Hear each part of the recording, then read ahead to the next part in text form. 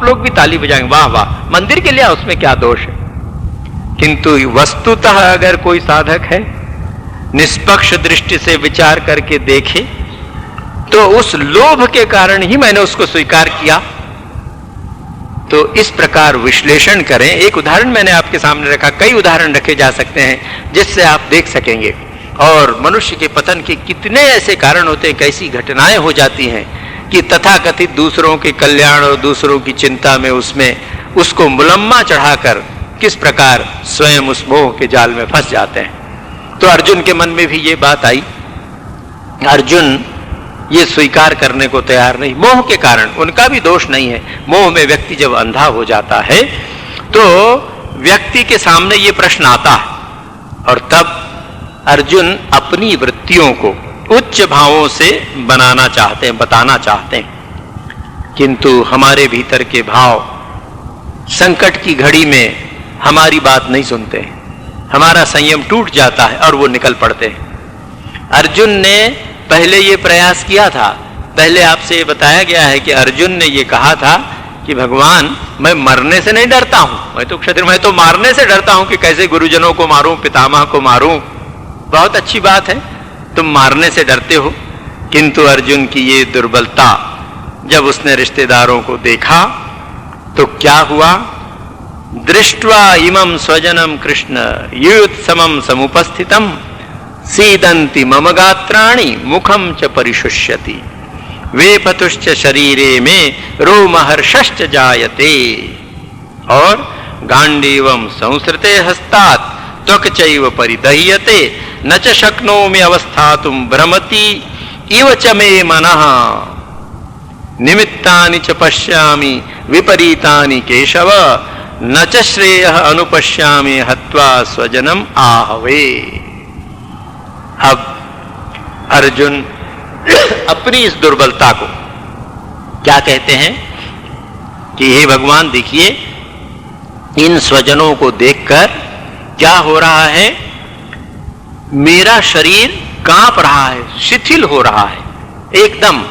यहां डॉक्टर लोग बैठे हैं, उनसे आप पूछ लीजिए, ये न्यूरोसिस और साइकोसिस के लक्षण हैं। मनुष्य के जीवन में जब मानसिक रोग हो जाता है तो ये सारे लक्षण जो अर्जुन को दिख रहे हैं वहां प्रकट हो रहे हैं। क्या कहता है? इन लोगों को देखकर मेरे अंग शिथिल होते जा रहे हैं, मुंह सूखा जा रहा है और मेरे शरीर में कपकपी आ रही है, रोमांच हो रहा है। बताइए, अर्जुन को कोई मिर्गी का दौड़ा आया था, कोई फिट आया था?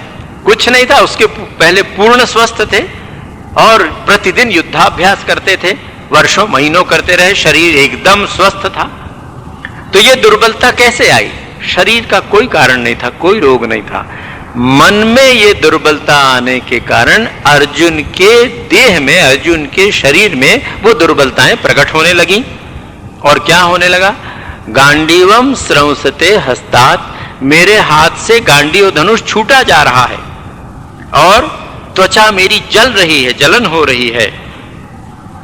न शक्नोमि अवस्थातुम, खड़े होने में भी संभव नहीं है, चक्कर आ रहा है, कहीं गिर न जाऊं, मेरा सिर घूम रहा है।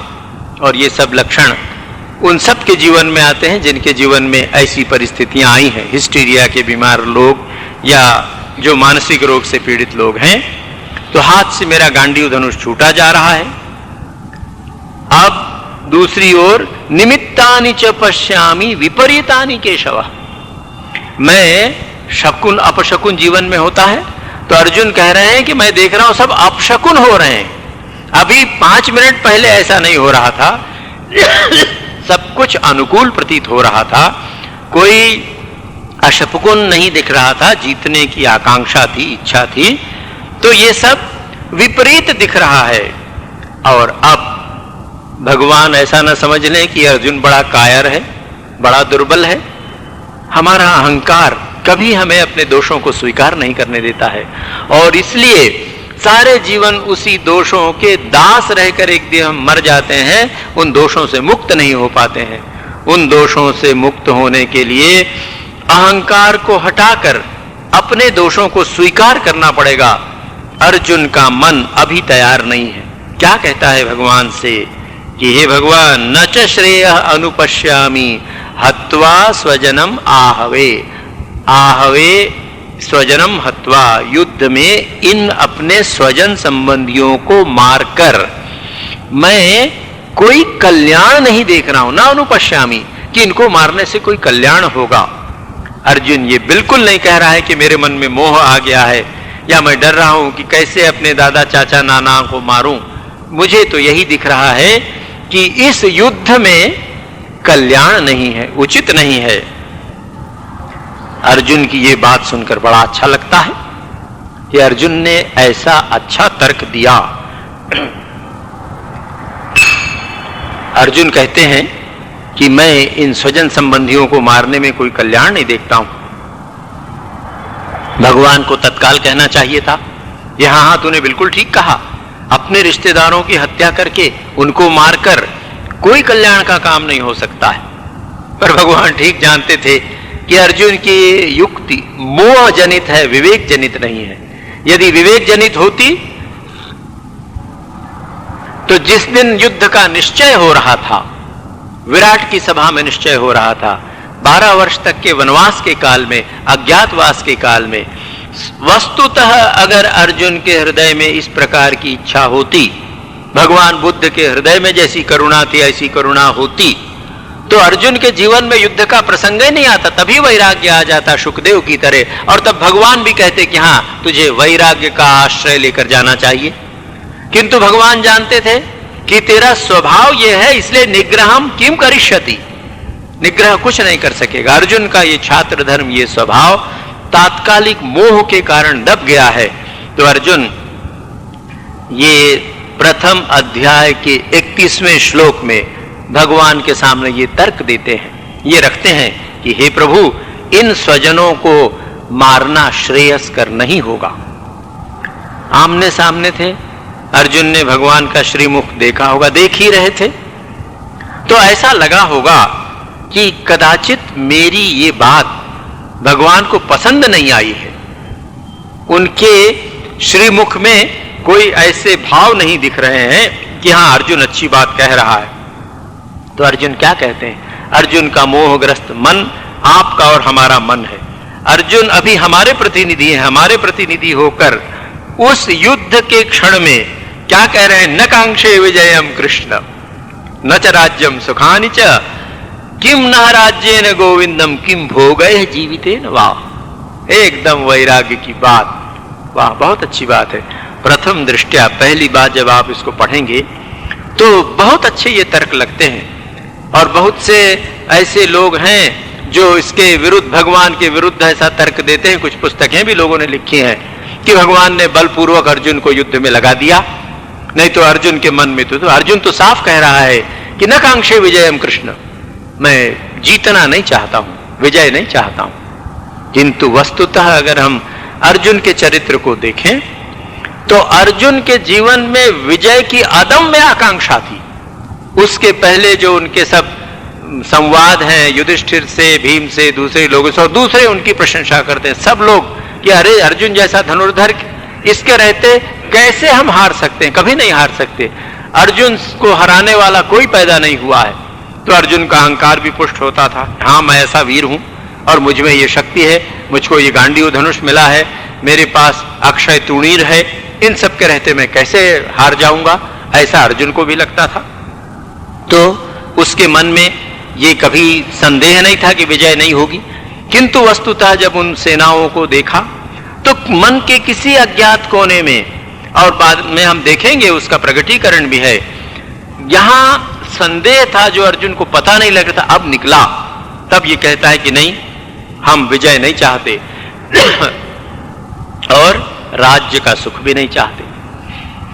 यदि आप विजय नहीं चाहते थे, राज्य का सुख नहीं चाहते थे, तो आपकी मानसिकता युद्ध की कभी नहीं बन सकती थी।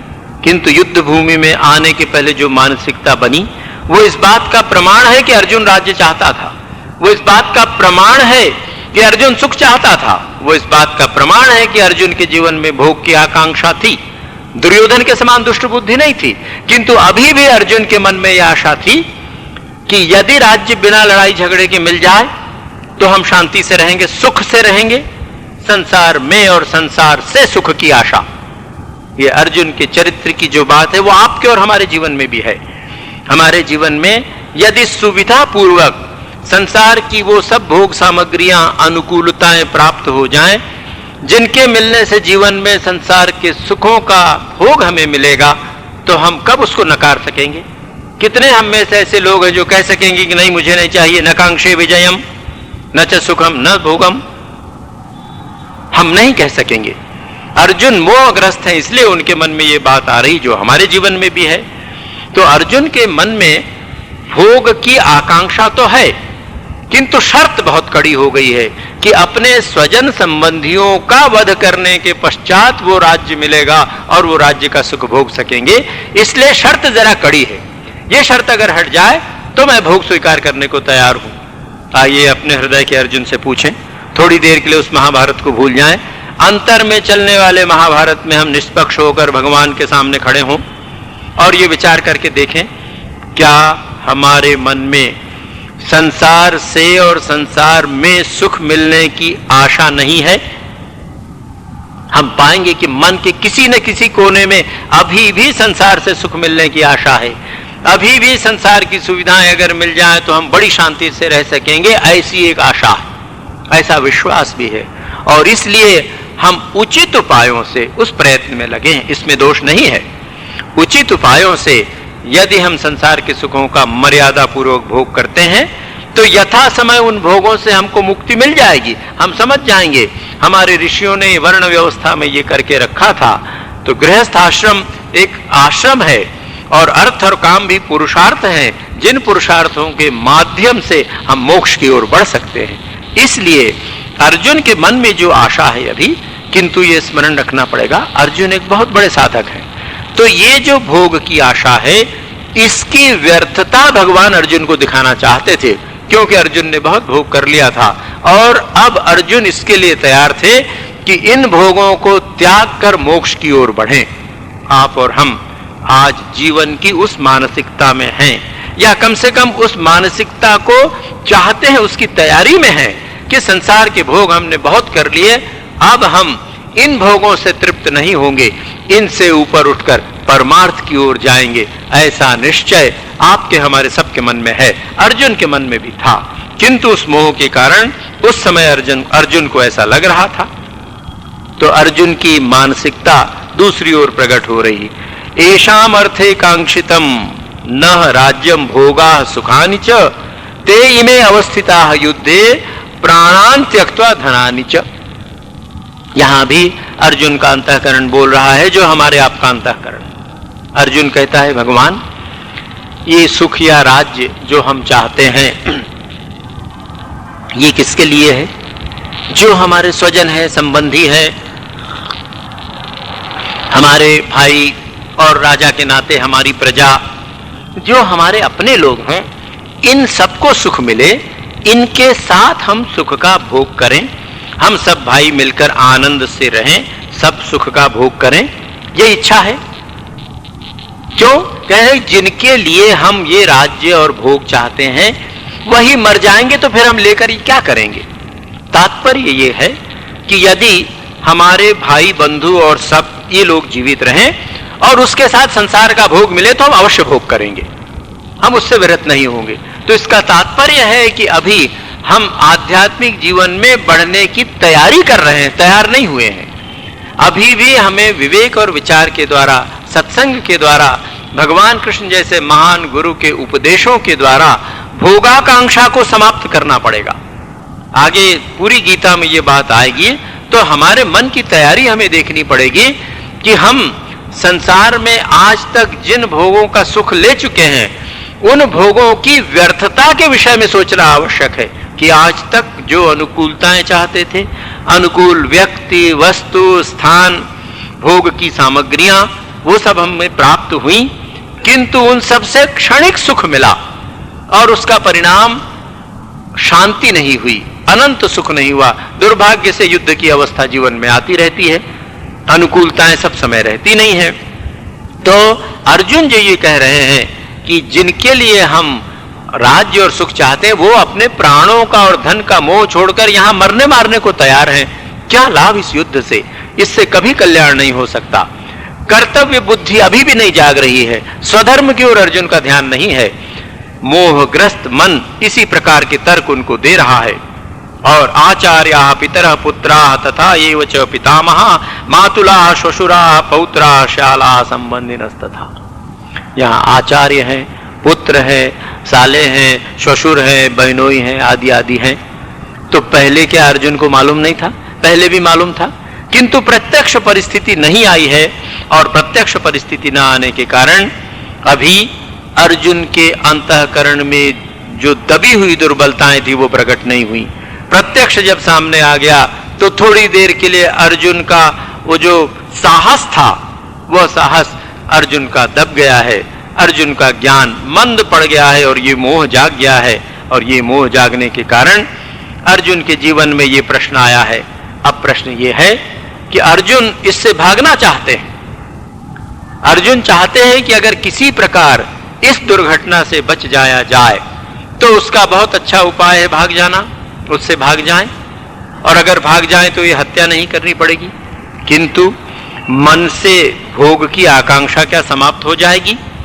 अर्जुन जिस राज्य के सुख की आकांक्षा का पोषण अपने हृदय के भीतर कर रहे हैं, युद्ध से पलायन करने से क्या वो भोग की आकांक्षा समाप्त हो जाएगी? कभी ऐसा नहीं होता।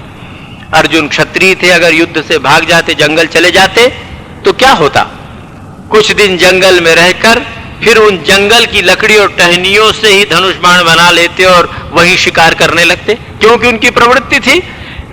अभी वो हृदय से निकली नहीं थी। भगवान इसको अच्छी तरह समझ रहे थे। और तब अर्जुन की ये वृत्ति भगवान शांति से सुन रहे हैं। अर्जुन क्या कहते? एतान न हन्तुम इच्छामि, इनको मैं मारना नहीं चाहता।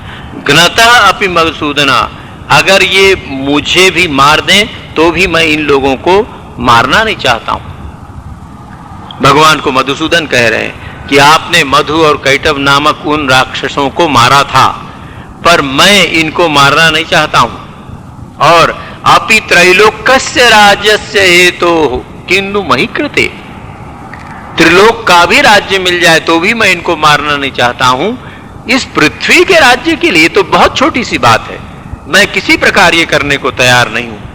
और उतना ही नहीं, मेरी मानसिकता ऐसी हो गई है, मैं ऐसी स्थिति में दृढ़ रूप से अवस्थित हो गया हूं। निहत्य धार्तराष्ट्रान् न का प्रीति से आज जनार्दन, इन धृतराष्ट्र के पुत्रों को मारकर क्या लाभ होगा, क्या सुख हमें मिलेगा? हे जनार्दन, पापम एव आश्रयेत अस्मान हत्वा एतान आततायिनः।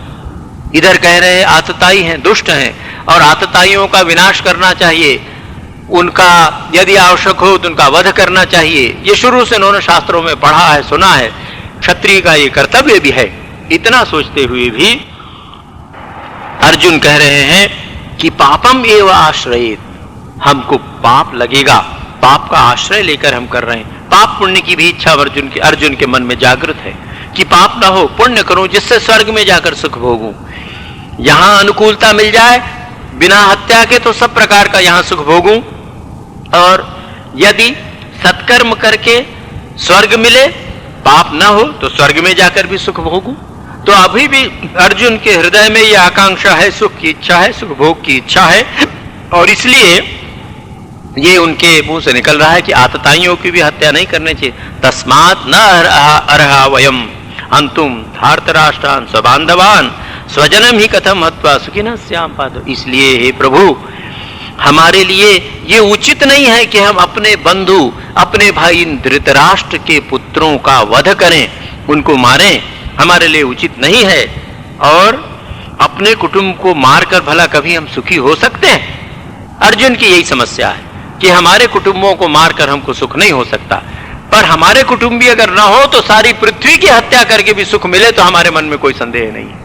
ठीक उसी प्रकार वही मोहग्रस्त अवस्था हमारे मन की होती है, जब हमारे जीवन में स्वार्थ प्रधान हो जाता है, प्रबल हो जाता है, और उस स्वार्थ की पूर्ति में दूसरे लोग बाधक होते हैं जो अपने नहीं हैं, तो उनको नुकसान पहुंचाने में व्यक्ति संकोच नहीं करता है। किसी भी प्रकार साम दाम दंड भेद आदि विभिन्न उपायों से, नीतियों से यदि उसको नुकसान पहुंचाया जा सके तो उसमें उसको संकोच नहीं होता है।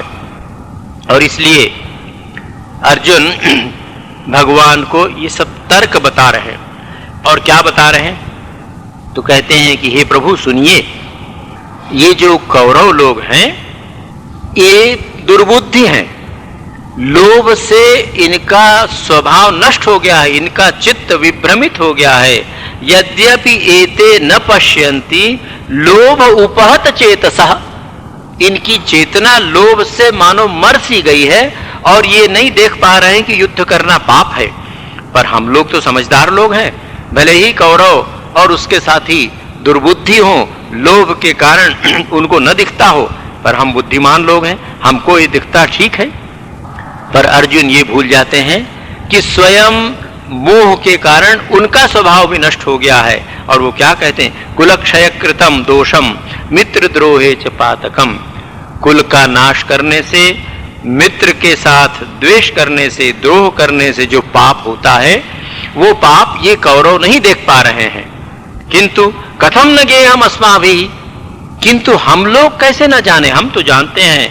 पापात अस्मात् निवर्तितुम, इस पाप से दूर होने के लिए हमको अवश्य प्रयत्न करना चाहिए। क्यों करना? कुलक्षय कृतम दोषम प्रपश्यत भी जनार्दन, हे जनार्दन हम लोग जो कुल के अशुभ, कुल का नाश करने का पाप, मित्र के साथ द्रोह करने के पाप आदि के दुर्गुणों को, दोषों को प्रपश्यत भी ही हम जानते हैं, अच्छी तरह हम देख रहे हैं। ऐसे हमारे जैसे ज्ञानियों को क्यों इस पाप में प्रवृत्त होना चाहिए?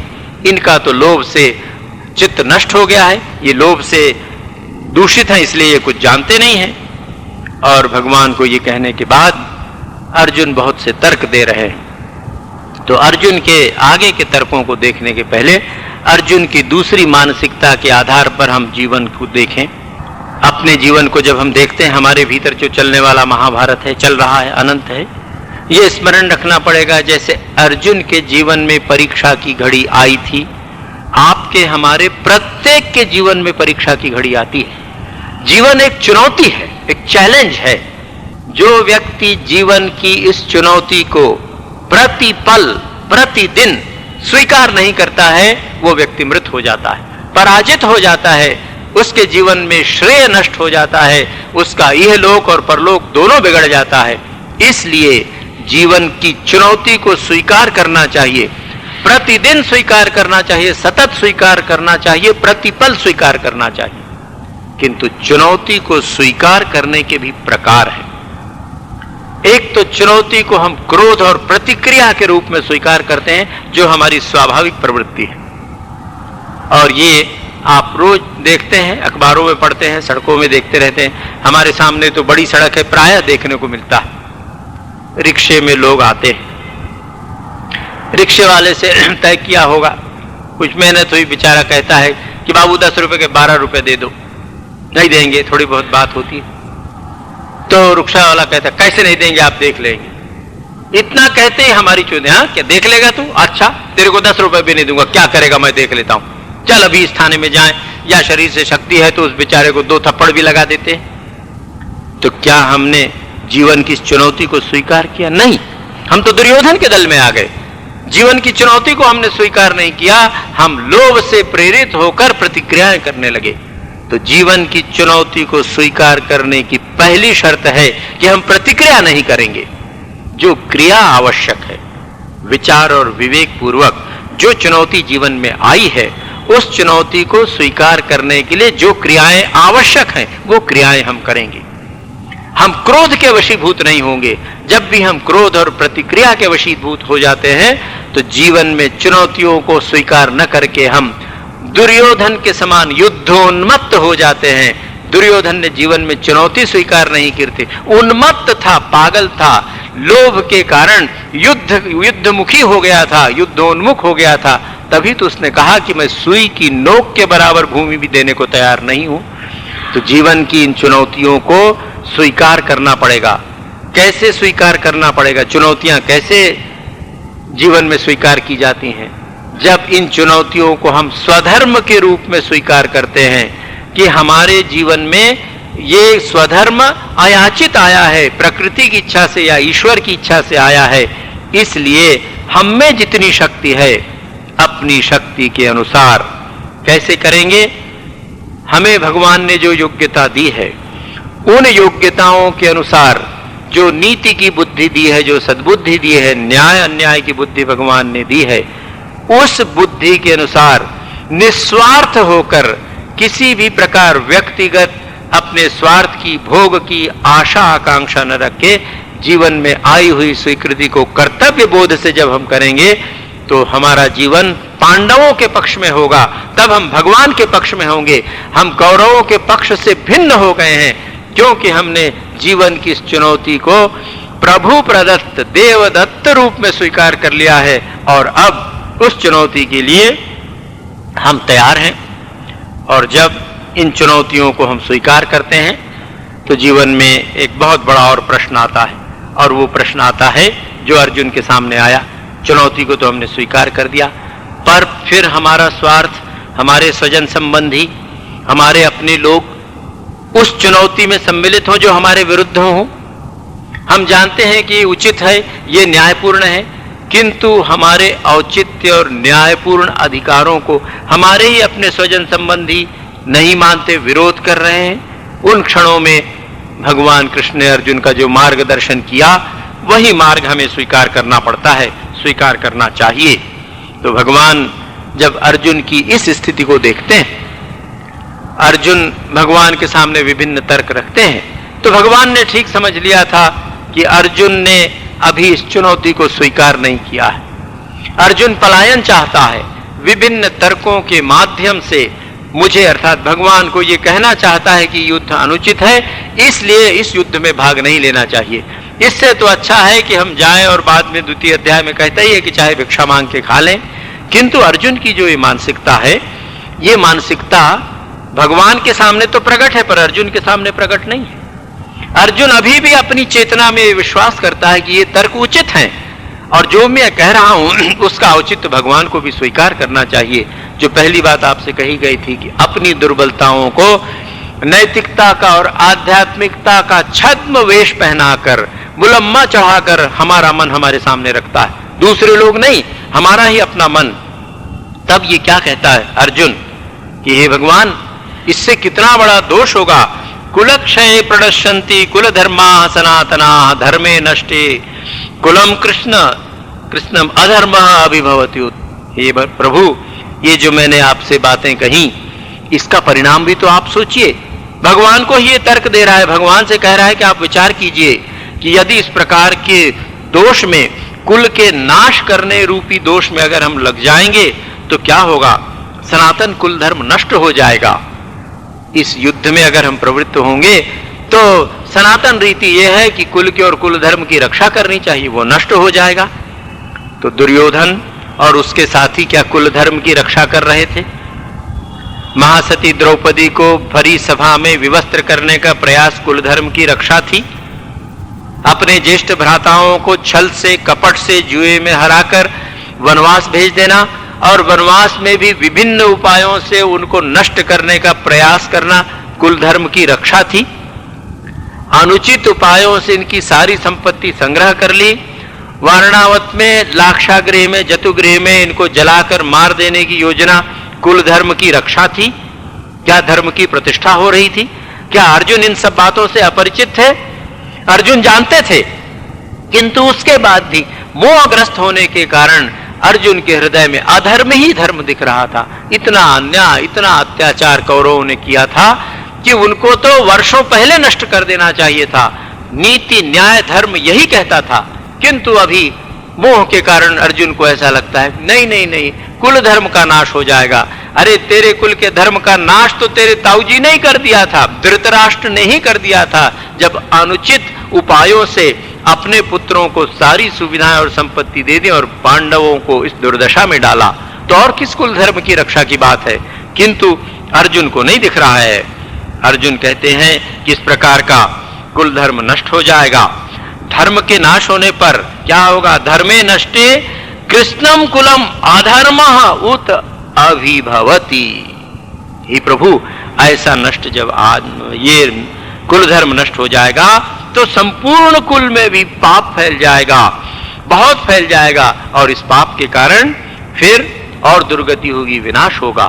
तो विभिन्न उपायों से अर्जुन ये बताना चाहता है, भगवान के सामने ये बात रखना चाहते हैं कि ये उचित नहीं है, किंतु इसके औचित्य का विचार केवल अर्जुन के तत्व के या तर्कों के आधार पर नहीं किया जा सकता है।